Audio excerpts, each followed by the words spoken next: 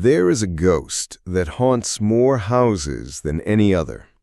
It is the ghost of a past mistake, a decision you regret, a word you wish you could take back. It sits with you in the quiet moments, whispering your own failings back to you.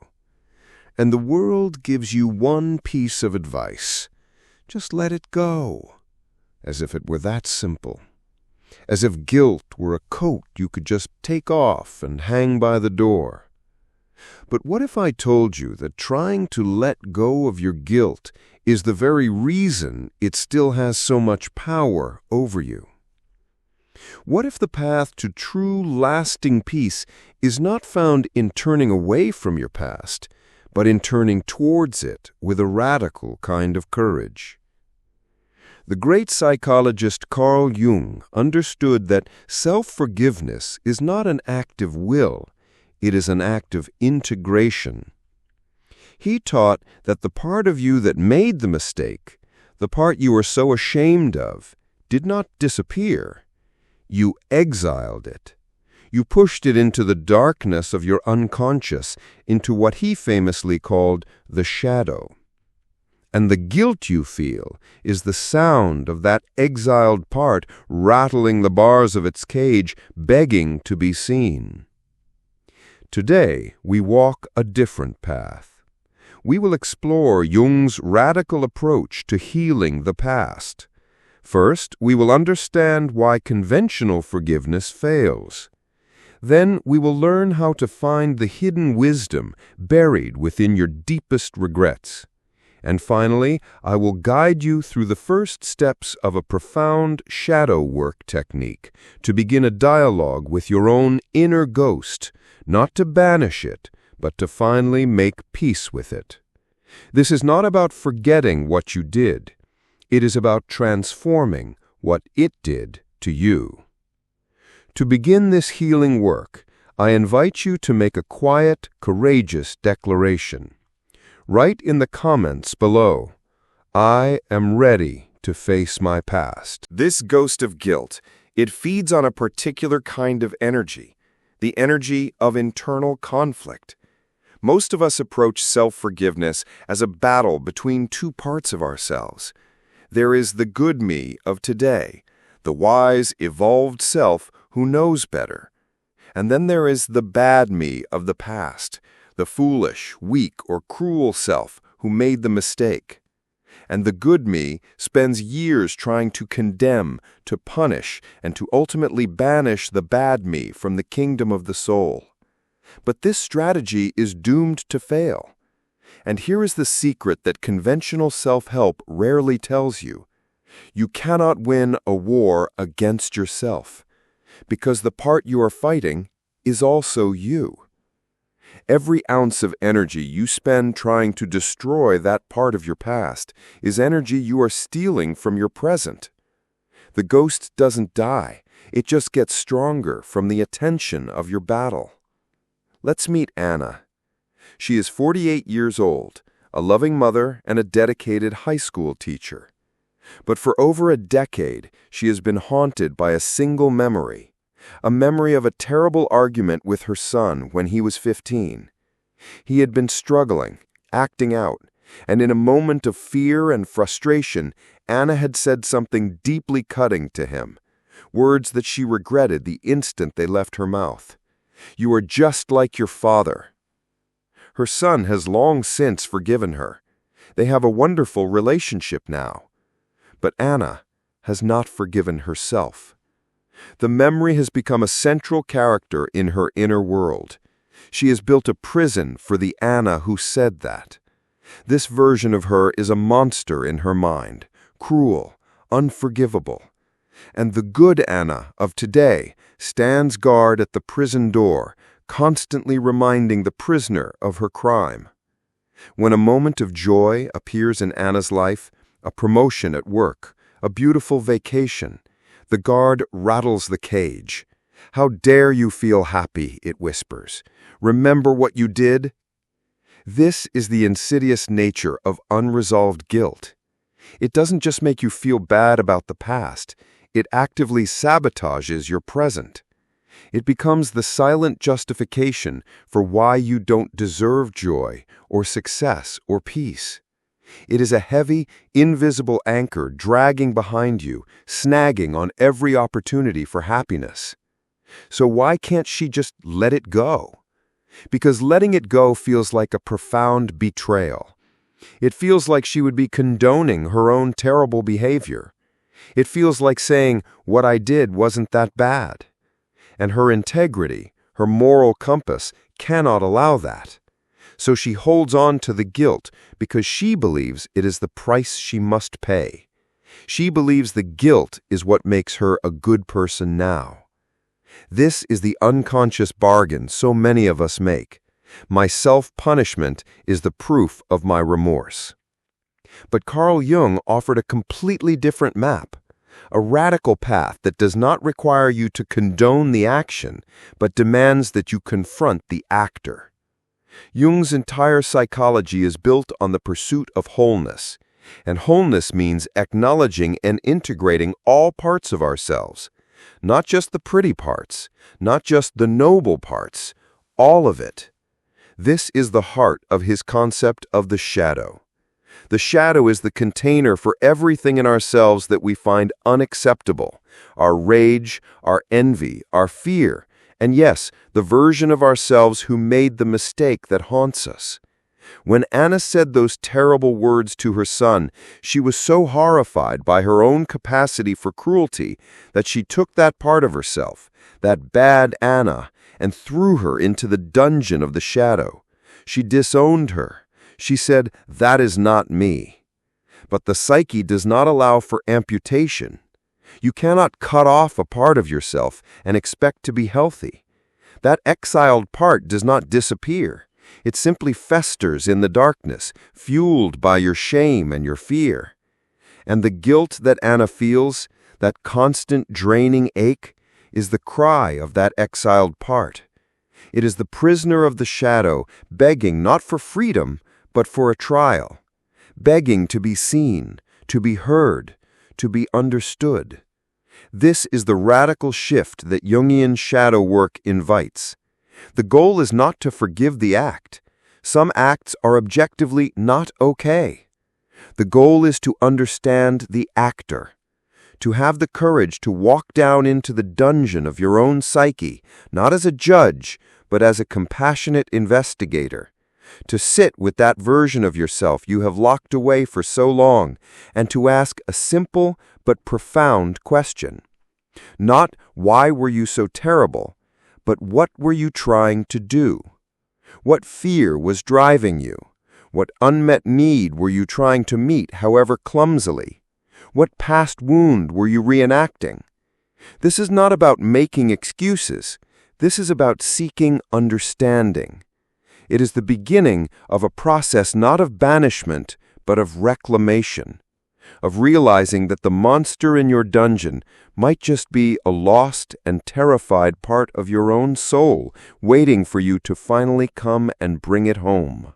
This act of turning towards your shadow, it is the beginning of a profound alchemical process. Alchemy, the ancient art, was not just about turning lead into gold. On a deeper, mystical level, it was about the transformation of the soul. It was about taking the base, heavy, dark material of one's own being and finding the indestructible light within it. Your guilt, your shame, your deepest regret. This is your lead, and shadow work is the sacred fire that can help you find the gold. So how do we do this? How do we look at our ugliest moment and find beauty? We start by understanding that every action, no matter how destructive, begins with an intention, often a protective one. The shadow aspect of you that made the mistake was not trying to destroy your life. In its own clumsy, wounded, and often primitive way, it was trying to help. Our task is to understand that flawed intention. Let's go back to Anna, the mother, haunted by the cruel words she said to her son. You are just like your father. Her conscious mind has labeled this moment as an unforgivable act of cruelty, But as her compassionate investigator, we must look deeper. What was the lead in that moment? The lead was fear. Anna's ex-husband was a man who struggled with addiction and avoidance, and she was terrified of seeing those same self-destructive patterns in her son. Her cruel words were not a calculated attack. They were a desperate, panicked attempt to shock her son awake. A clumsy, misguided plea that screamed, "Please, don't go down that same painful road." The action was destructive, but the hidden intention was a fierce, protective maternal love. This is the first piece of gold. The recognition that behind the monster you've created in your mind is a part of you that was trying, however terribly, to protect something you cherish. Seeing this does not excuse the action, but it does change your relationship to the actor. It shifts you from judgment to a state of tragic compassion. But there is another, deeper layer of gold to be found. Carl Jung taught that the things that trigger us, the mistakes we make, often point to a deeper archetypal pattern. They are not just personal failings. They are expressions of a universal human drama, and they often reveal a vital part of ourselves that is longing to be integrated. Let's imagine another story. Mark, a 52-year-old manager who cheated on his taxes 20 years ago. He was never caught, but the secret has been a source of deep, corrosive shame ever since. It has made him rigid, fearful, and unable to truly enjoy his success. His shadow is the deceiver, the thief, and he hates that part of himself. But as he does his inner work, he asks the radical question, what was the deceiver trying to achieve? The answer is not just more money. At that time in his life, Mark felt powerless. He was in a dead-end job, drowning in debt, feeling like a failure. The act of cheating, as wrong as it was a desperate grab for a sense of control, for a sense of agency, for power. The gold hidden in the lead of his deceit is the archetypal energy of the magician, the part of him that wants to shape his reality, to have an impact, to feel powerful and in control of his own destiny. His mistake was that he tried to access this power through a shadow channel, through deceit and secrecy. The guilt is a signpost. It is pointing to this immense, disowned power within him. The path to forgiveness for Mark is not to keep punishing the deceiver. It is to thank the deceiver for revealing this deep hunger for power, and then to find healthy, conscious, and ethical ways to integrate the magician archetype into his life today. Perhaps by starting his own business. Perhaps by mentoring young employees. Perhaps by taking control of his health. Do you see the alchemy? The very energy that was trapped in the destructive act of the past can be reclaimed and redirected into a creative and life-affirming force in the present. Your mistake does not define you. It reveals you. It shows you which part of your soul is knocking on the door, demanding to be let in. This is the radical promise of Jungian self-forgiveness. It is not about wiping the slate clean. It is about using the stain on the slate as a clue that leads you back to a lost and powerful part of yourself, a clue that shows you where the real treasure is buried. The guilt is not the end of the story. It is the beginning of the quest, and the map is hidden in the very darkness you have been running from. To know there is gold in your shadow is a profound realization, but how do you begin to excavate it? How do you start a conversation with a part of yourself you have spent a lifetime trying to silence? This requires a tool that can bypass the logical, defensive mind and speak directly to the soul. Carl Jung developed such a tool. He called it active imagination. It is not meditation. It is not daydreaming. It is a conscious, deliberate engagement with the figures of your inner world. It is a way of giving your shadow a voice and then having the courage to listen to what it has to say.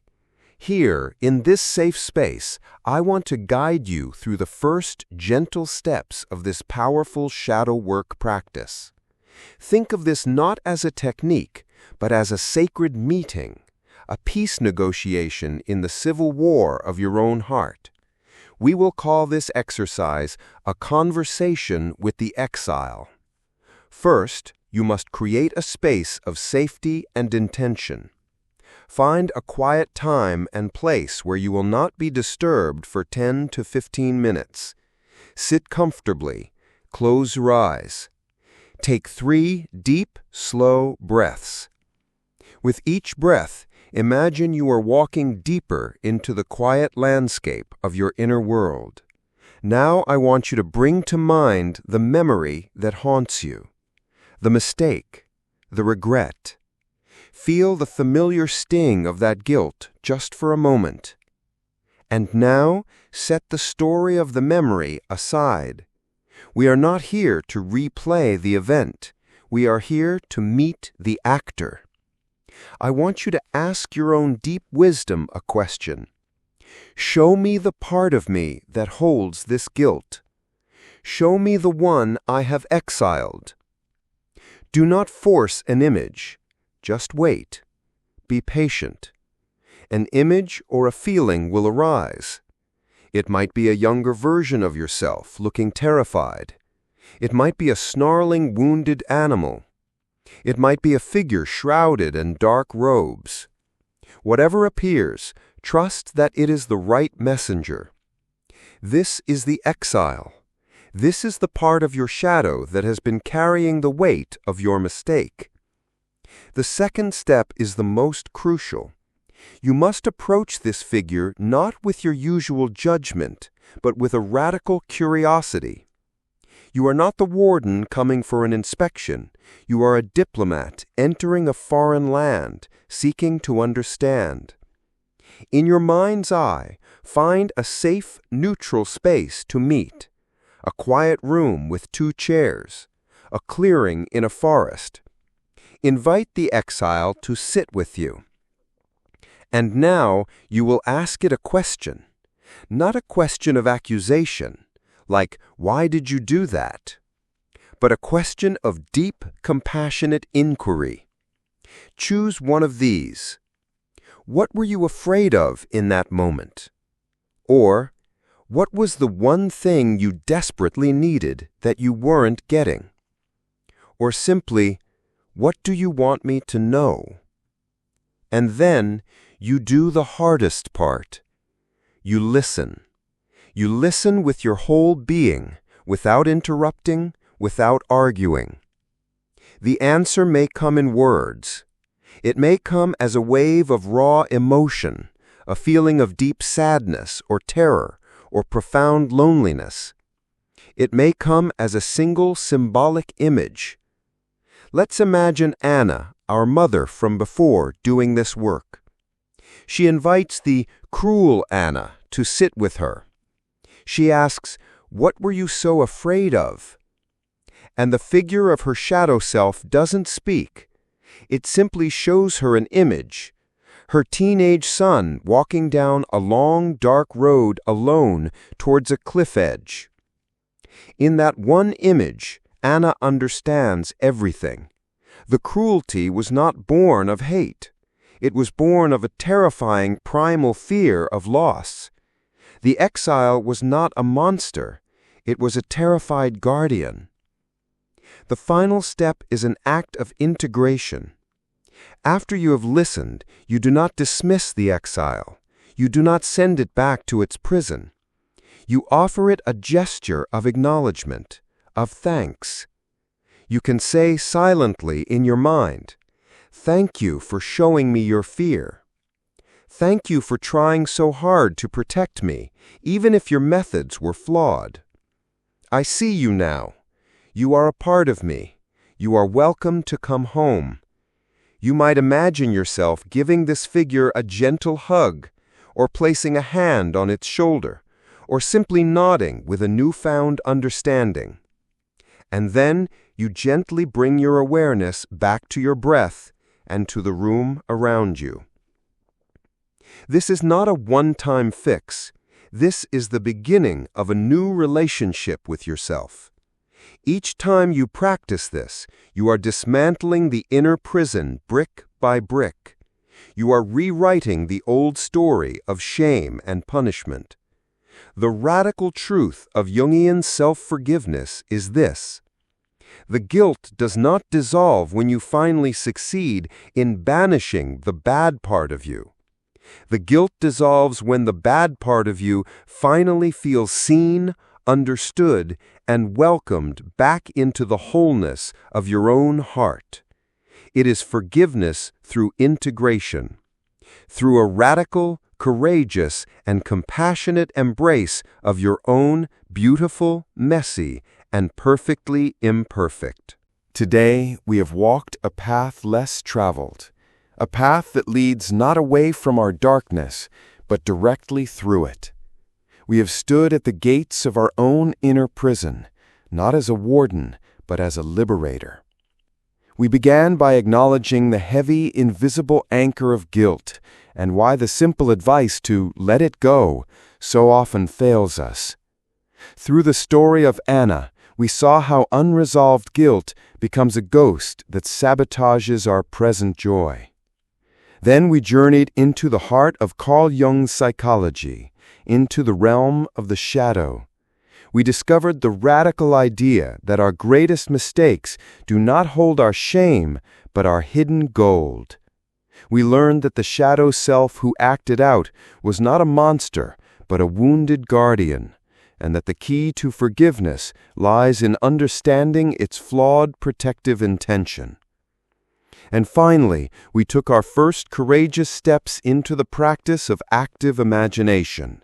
We learned how to create a sacred space to meet the exiled parts of ourselves, not to condemn them, but to listen, to ask them what they need, to begin the slow, sacred process of welcoming them home. This is the radical path to self-forgiveness. It is not a pardon you grant yourself. It is a wholeness you reclaim. It is the understanding that you were never broken, you were simply fragmented. And true peace comes not from cutting away the parts you dislike, but from having the courage to embrace them all. As you begin to practice this deep form of shadow work, you will find that the energy you once used to suppress your past becomes available to you now. The guilt that drained you is transformed into compassion. The shame that kept you small is transformed into wisdom. You stop being a prisoner of your story and become the author of a new one. And this is where the journey takes a surprising turn. As you heal your own inner fragmentation, you begin to impact the world in a new way. Your quiet strength, your newfound wholeness, your integrated self, it does not remain contained within you. It begins to emanate. It becomes a silent force, a quiet presence that has the power to heal not just you, but the collective. What if your personal healing was never just about you? What if your quiet inner work is a crucial part of a much larger, collective awakening? How does one person's journey towards wholeness contribute to the healing of the world? That is the vast and inspiring landscape we'll explore in our next conversation as we uncover why your quiet strength is a collective awakening. For now, your invitation is to take one small, gentle step on this path of peace. Your past does not need your eternal punishment. It needs your compassionate attention. To honor the part of you that is ready for this peace, I invite you to share a declaration in the comments below. You don't need to share your story, just your intention. Simply write, "I am willing to listen to my shadow." By writing these words, you're not making a promise to me. You're planting a seed of compassion in the garden of your own soul. You are telling the exile within that you are finally ready to come and find it. And that is how the healing begins.